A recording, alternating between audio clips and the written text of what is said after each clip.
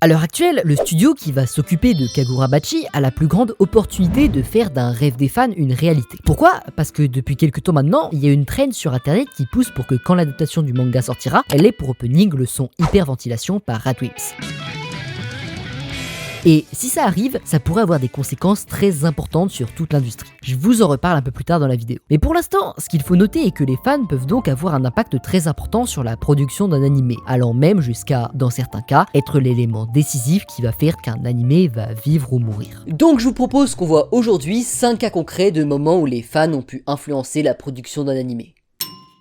Si vous avez vu ma vidéo sur les gaps entre 2 saisons d'animé, vous savez déjà que produire une suite à un animé est un processus long, coûteux, mais surtout risqué. Ce qui fait qu'on a plein d'animés qui, malgré leur popularité, n'ont pas et n'auront probablement jamais de suite, parce que personne ne veut prendre le risque de s'en occuper. L'exemple le plus parlant de ça est tout simplement No Game No Life, qui, malgré qu'il soit le premier à avoir lancé la mode des isekai et qu'il soit extrêmement populaire, est toujours en attente d'une saison 2 depuis 2014. Mais parfois, dans de très rares cas en vérité, l'insistance des fans arrive à aboutir en une réaction des producteurs. Et c'est notamment ce qui s'est passé pour le cas de la très attendue saison finale de Bleach.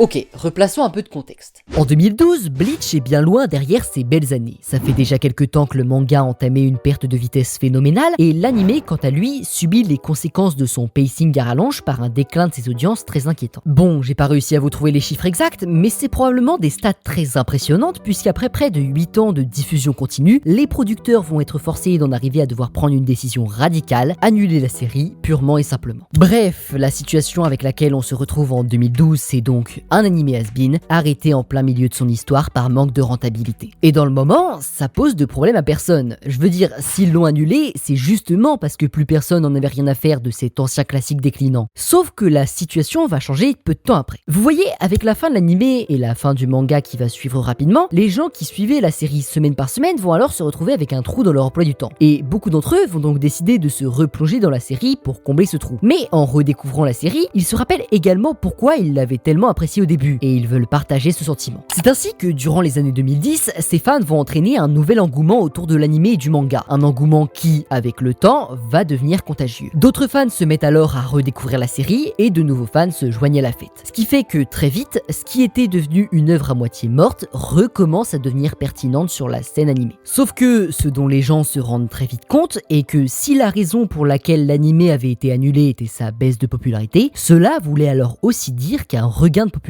pouvait amener à un retour de l'animé. C'est pour ça que durant toute la fin des années 2010, la communauté va se mettre en marche. Des hashtags se développent sur Twitter, des chaînes YouTube sur Bleach se mettent à exploser, je finis personnellement enfin l'animé après 10 ans, et ça vaut ce que ça vaut, mais une pétition réussit à récolter plus de 100 000 signatures pour un retour de l'animé. L'idée est toute simple, montrer que la série est encore populaire, et que la demande pour une suite à l'animé est réelle. Et cette idée est une grande réussite, puisque cela va non seulement aboutir à l'annonce du retour de l'animé dans ce qui est selon moi l'une des toutes meilleures bandes annonces d'animé all time, mais aussi, en plus de ça, à un nouveau projet d'adaptation animé dans Burn the Witch et à une suite en manga. Bref, ce que tout ça nous apprend donc est que quand les fans s'y mettent réellement et que les producteurs sont prêts à écouter, ça peut mener à de grandes choses. Un autre exemple de ce type de cas, moins connu mais tout aussi pertinent, serait de Devil is a Part-Timer, aka Mr. Reverse Isekai. Mais je vais pas non plus présenter tous les exemples, donc je me contenterai de le citer. Mais s'il arrive que le bruit que font les fans puisse inciter les producteurs à se sortir les doigts du fion, il arrive également que ce soit les studios qui demandent eux-mêmes l'aide des fans. Voyons ça maintenant dans une deuxième partie.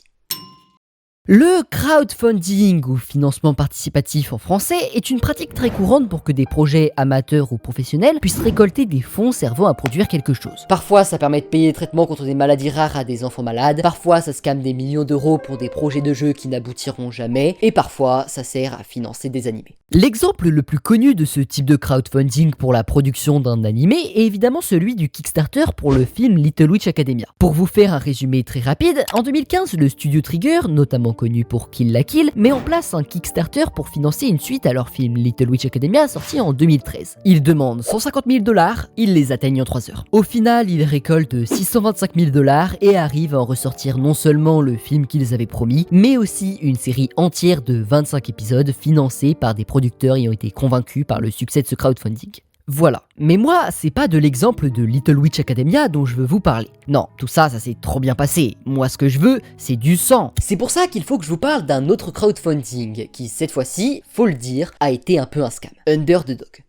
En 2014, des vieux de la vieille de la Japanimation décident de lancer un Kickstarter en collaboration avec les studios Kinema Citrus et Orange, avec pour projet de faire un animé de SF à l'ancienne. Ils demandent au moins 580 000 $, ils en récoltent 878 000. Faut dire qu'il y a plutôt des beaux noms à la production et que face au potentiel de l'animé, la hype se développe très vite. Sauf qu'au moment où l'animé sort pour de vrai en 2016, tout le monde se rend compte de la supercherie. C'est joli, certes, mais non seulement l'histoire n'est pas terrible, mais surtout l'animé ne dure que 38 minutes. Ok, si vous vous rendez pas compte d'à quel point c'est une arnaque, dites-vous juste qu'ils sont à peu près 3 à 4 fois au-dessus des prix pour un épisode d'animé normal de cette longueur. Et c'est pas pour les descendre encore plus, mais je vous rappelle que pour 200 000 € de moins, Little Witch Academia c'était un film et une série de 25 épisodes. Donc tout le monde est assez légitimement perplexe et demande à en savoir plus sur ce qu'il s'est passé, sur pourquoi on a eu un truc aussi loin des attentes. Et en réponse à cela, on va leur dire rien. Enfin, techniquement, il y a une annonce qui est faite sur leur site internet en 2016, expliquant qu'ils ont trouvé de nouveaux sponsors pour l'animé. Mais vu que le site semble être totalement down et qu'il n'y a eu aucune autre news depuis, on peut considérer que le projet a été totalement abandonné. Alors à skip, cela est dû au fait que l'animé coûtait beaucoup trop cher à produire, mais toujours est-il que les fans ont été laissés sur leur faim, avec comme seul truc à se mettre sous la dent, un épisode pilote un peu nul. Je plains vraiment les deux mecs qui ont donné 10 000 € pour ça. Pire investissement de leur vie. Voilà donc un exemple de moment où les fans ont pu être trahis par le studio. Mais parfois, quand le studio déçoit les fans, il arrive qu'ils se défendent et demandent remboursement. Voyons ça dans une troisième partie.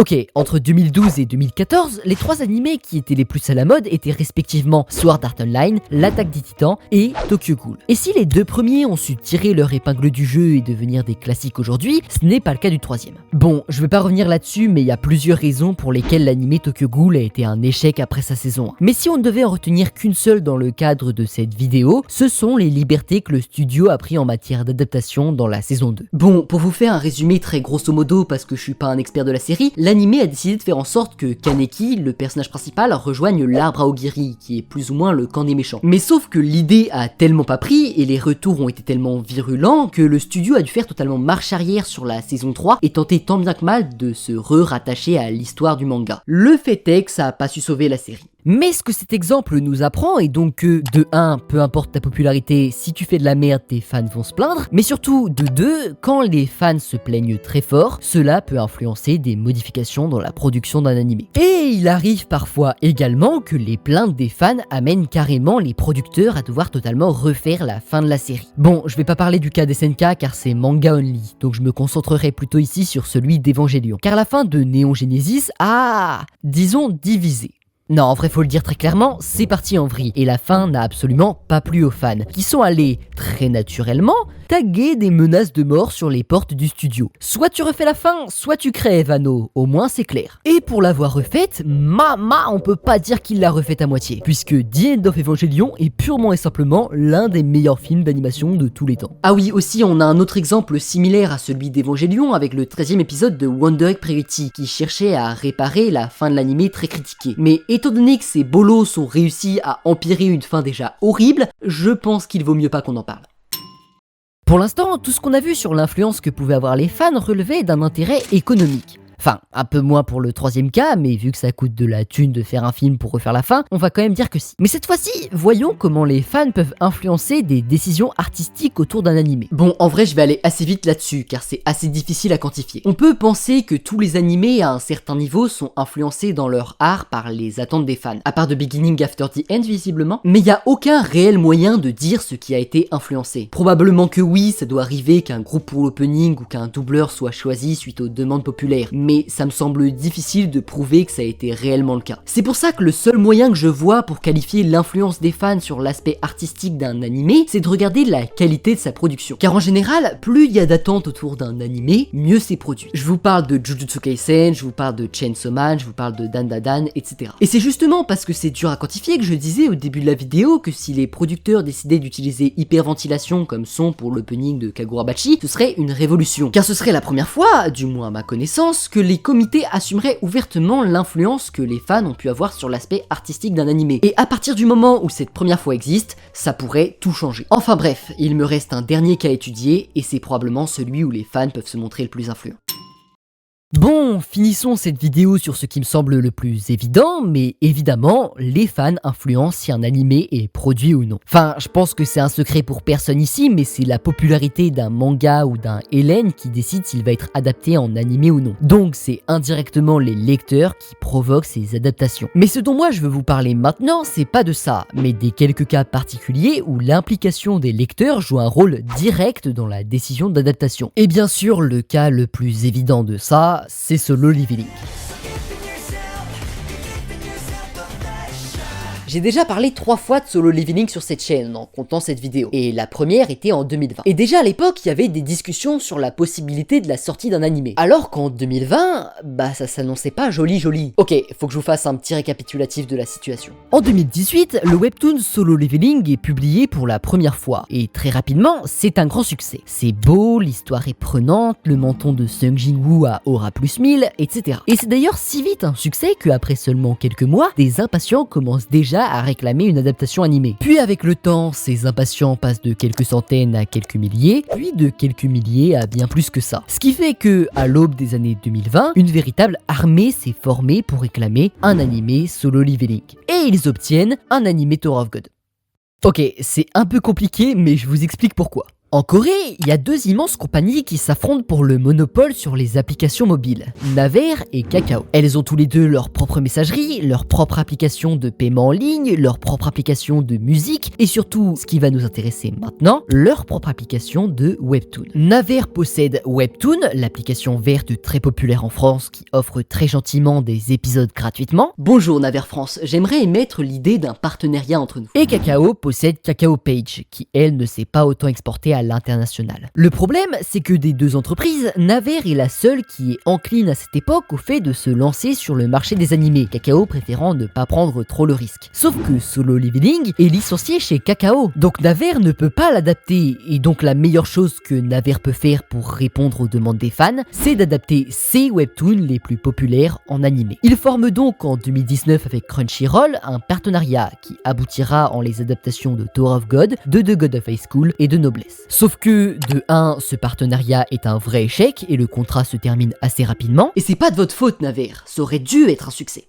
Attendez juste une seconde que je sorte mon CV. Et de 2, Tower of God, c'est pas Solo Leveling, et même si cette adaptation aura son petit succès, en réalité, l'effet qu'elle aura eu aura surtout été de rendre les gens encore plus affamés pour un animé Solo Leveling. Mais après 4 ans d'attente, les demandes des fans vont être enfin entendues, et en juillet 2022, l'animé Solo Leveling est annoncé. Et après ça, je vous fais pas un dessin, mais vous connaissez le succès que c'est devenu. Bref, l'adaptation de Solo Leveling est l'exemple même de ce que les fans peuvent faire quand ils s'y mettent à fond. Voilà, j'ai rien d'autre à dire. À plus.